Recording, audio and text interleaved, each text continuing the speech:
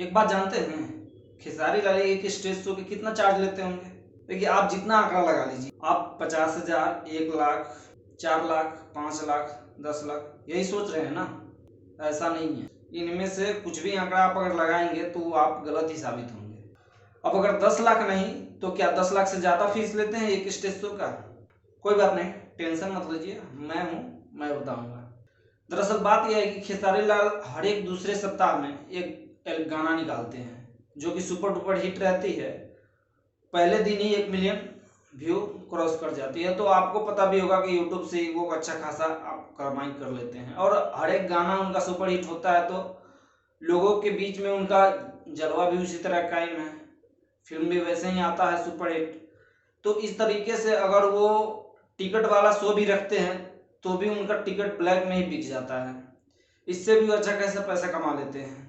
लेकिन क्या आपको पता है वो एक स्टेज शो का, जो पब्लिक स्टेज शो होता है, उसका कितना चार्ज लेते हैं? इसका जवाब देते हुए खेसारी लाल ने एक इंटरव्यू में बताया था कि वो हर एक स्टेज शो के लिए अलग अलग चार्ज रखते हैं। अगर कोई जान पहचान का व्यक्ति है और वो उनका स्टेज शो रखता है तो उसके लिए वो थोड़ा कम चार्ज रखते हैं, नहीं तो ज़्यादा चार्ज रखते हैं। तो आप सोच रहे हो कितना? तो खेसारी लाल खुद उस इंटरव्यू में ये बताते हैं कि जो जान पहचान के व्यक्ति हैं उनके लिए 4 से 5 लाख रुपया रहता है एक स्टेज शो का, और किसी और बंदे के लिए ये आंकड़ा 10 लाख करीब। तो आप ये आइडिया लगा सकते होंगे कि खेसारी लाल महीने के कितना पैसा कमाते हैं।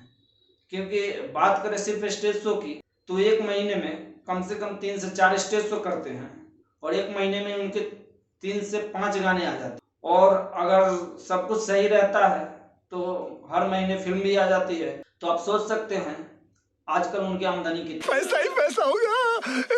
इस इंटरव्यू में बात करते हुए खेसारी लाल ये भी बताते हैं कि पैसा इस इंसान के लिए सब कुछ नहीं होता है, इसीलिए परिस्थिति को देख के, व्यक्ति विशेष को देख के ही वो अपने स्टेज शो का चार्ज रखते हैं।